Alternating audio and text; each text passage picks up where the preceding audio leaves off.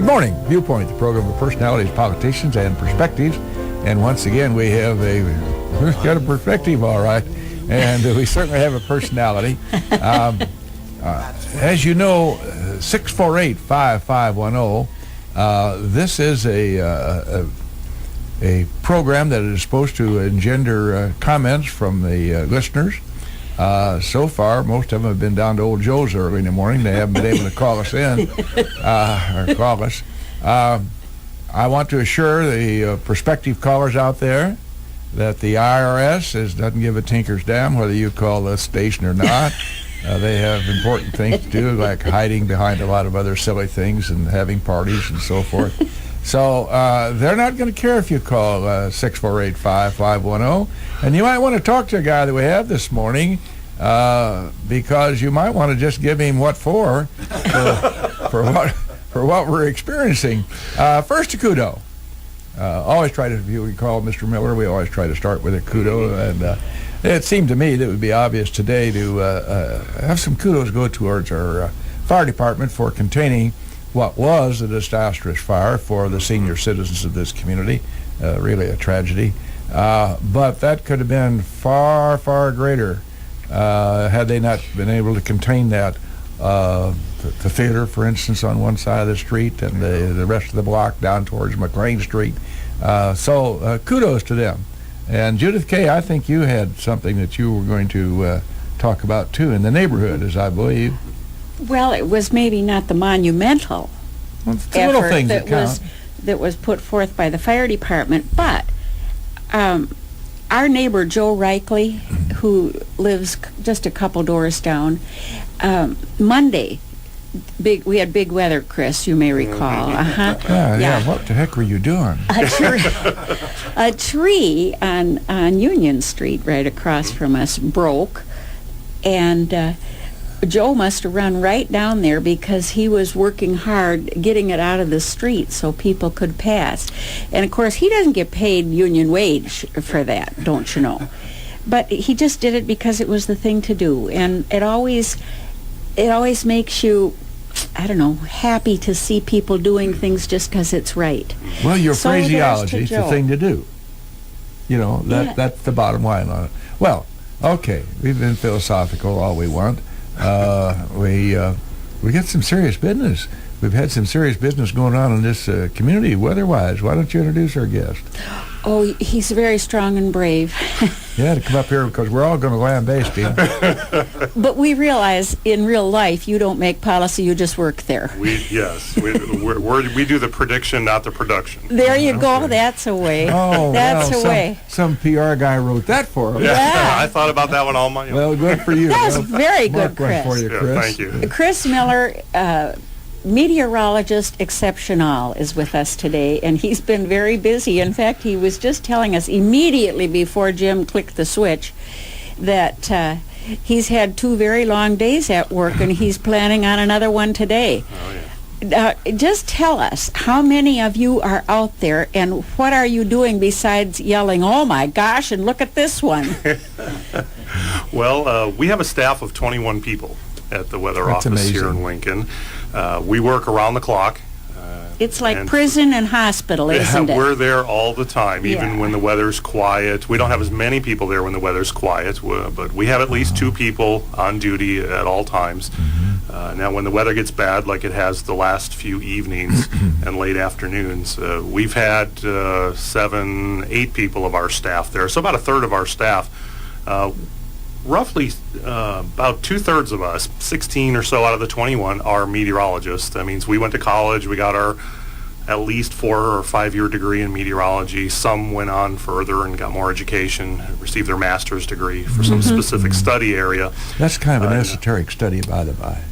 Yes. It really is. Yeah, there's a lot of math and physics and chemistry and sciences before we even get to the weather portion of it, because that's what our atmosphere is. It's a mixture of how things are moving with time and the different, we've got water vapor and nitrogen and oxygen and all the chemicals and things like that. And other things that the president pointed out. And a few other things, yes, that the president pointed out. But I don't think we want to go there. we don't want to go into that. But Well, the I'd other- love to go there, I'll tell you that.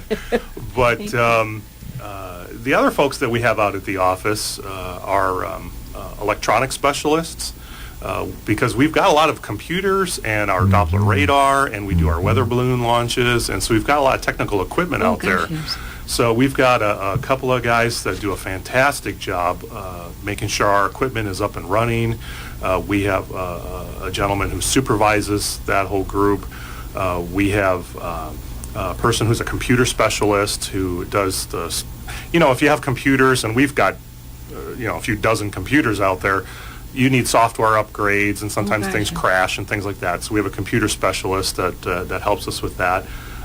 We have a gentleman on our staff who's a hydrologist. His specialty is lakes and rivers and the flow of water. So last year when we were in the drought, a lot of what he was doing was the low flows. How is that impacting, for example, some of the movement on the Illinois River with barges and down in the Mississippi River. Yeah. We also, and he was one of the people, but myself and a couple other forecasters at our office and managers support the State Emergency Operations Center in Springfield.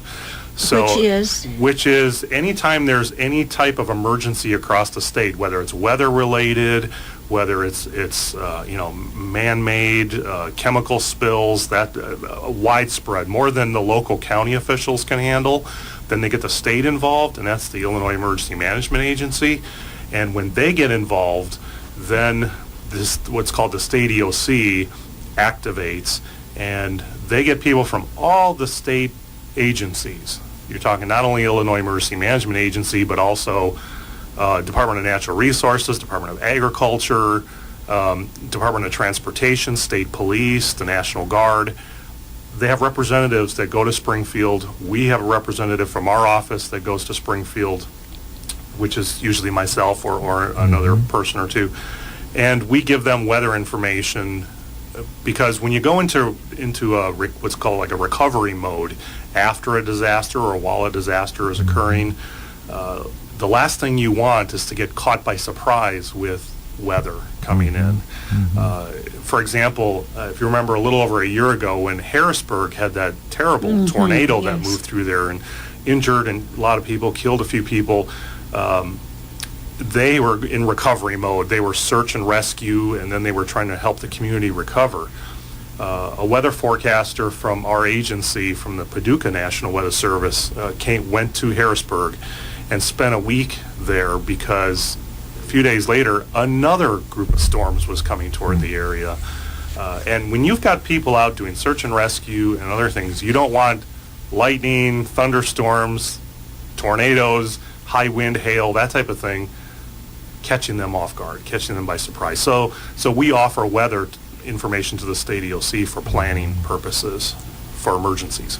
How far in advance can you accurately predict?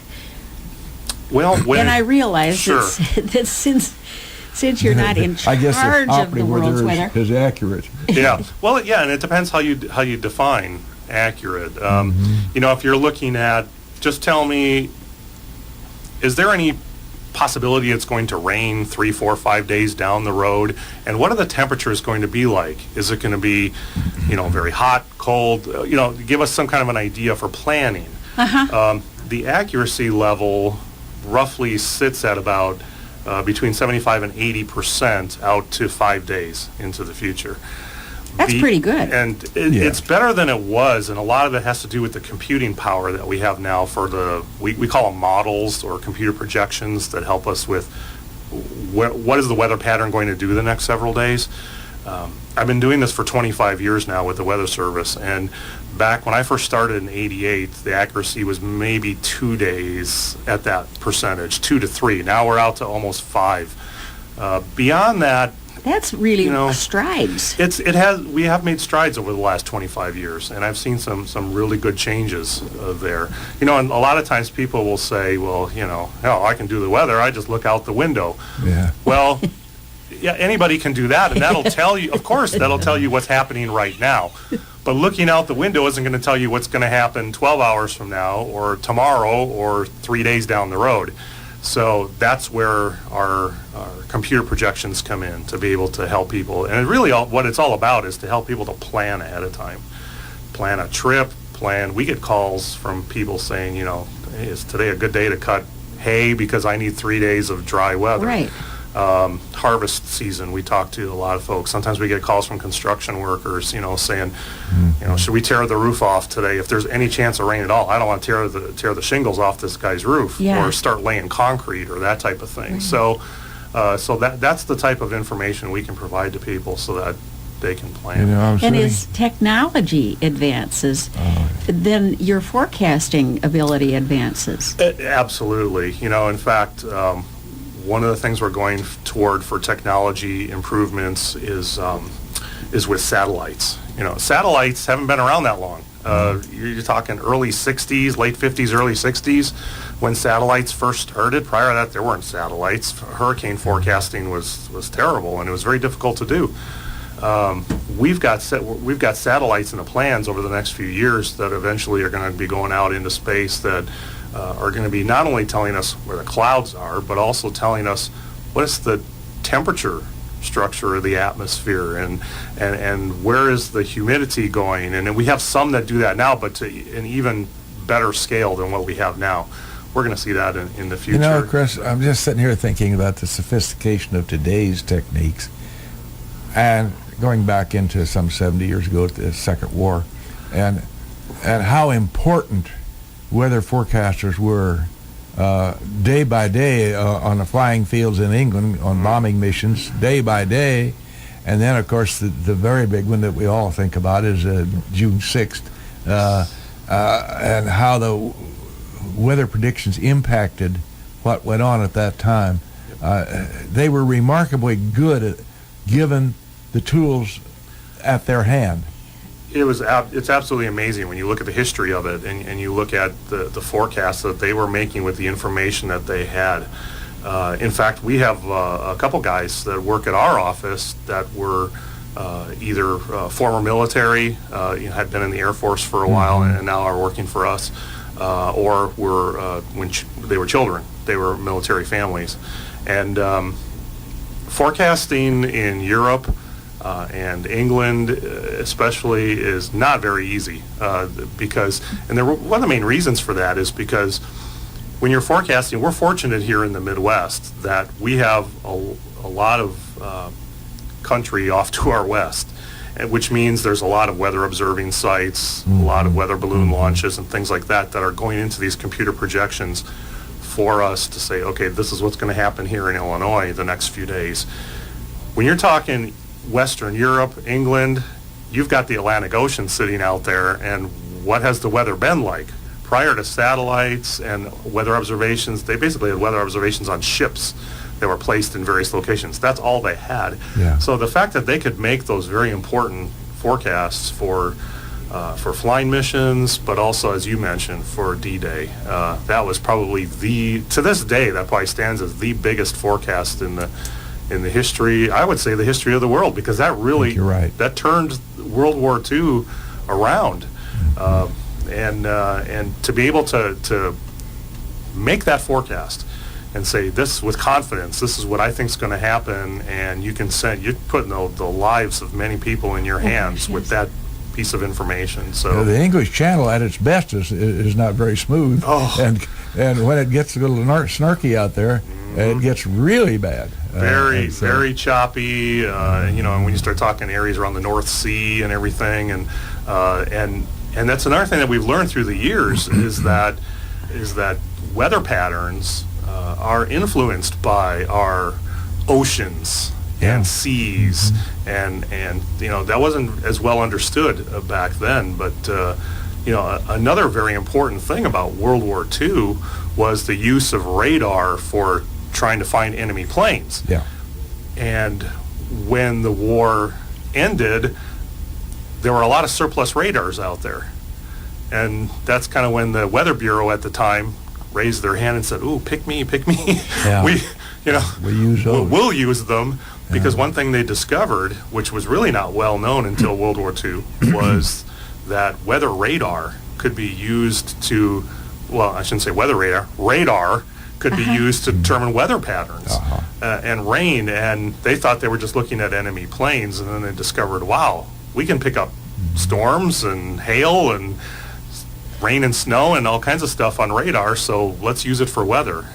One of the tools that you use, I know, is the balloon. And it's usually launched at, what is it, like 6 something in the evening? 6 p.m. and 6 a.m. in the morning. Okay. Yep. Now, for instance, Monday, how would you do that? Carefully. Very carefully. There's two things involved there. Safety is always the most important thing. We don't want to put any of our employees in harm's way. I mean, we tell people how to stay safe. In fact, this is Lightning Safety Awareness Week across the country.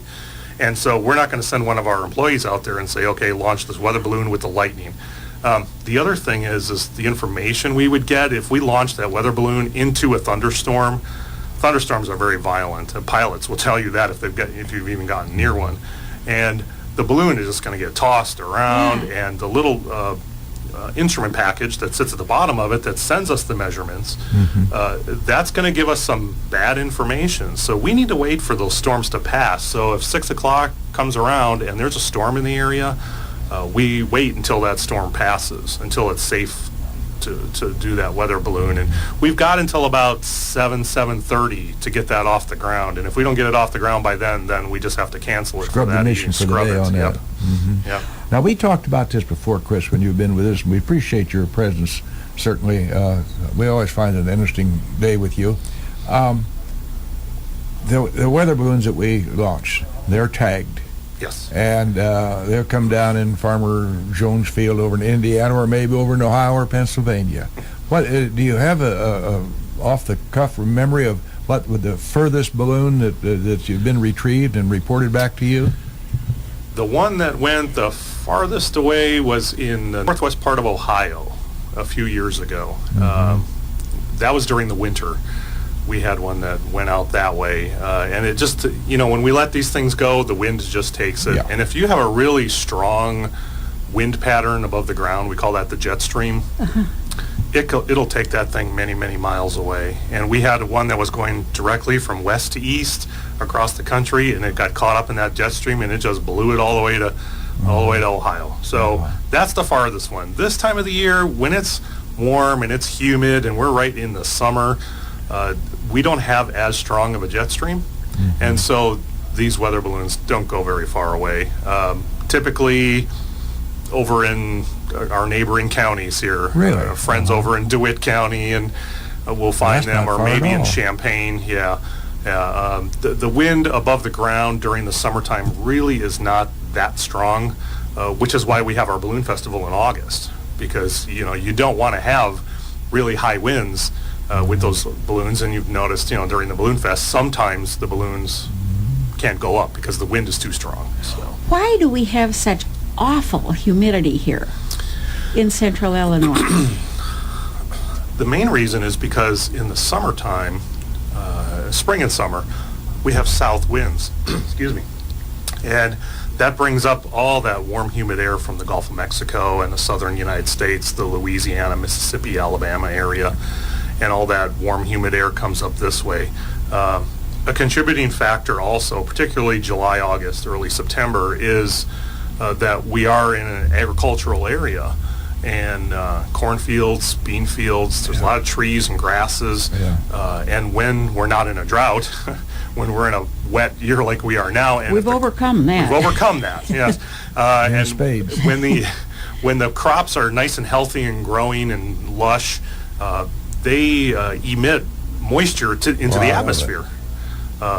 If you've ever asked anybody who's ever been in a farm field doing detasseling, it's... Oh, yeah, I know. You come out wet, and it's, especially lower in the plants, it's very, very muddy and wet usually. And that's, corn does a great job of keeping that moisture down at the ground level. But usually at night, it'll emit moisture, and sometimes you'll see fog just hanging over the cornfields or hanging over the bean fields, And that's because of the moisture that the plants are giving off, and that makes it a little more humid around here in the late summer. And we're going to have to, Judith K., we're going to have to walk the fields for our sponsors for just a couple of seconds here. So we'll take a break right now, and then we're going to come back and we're going to talk about the blooms again. I have a question.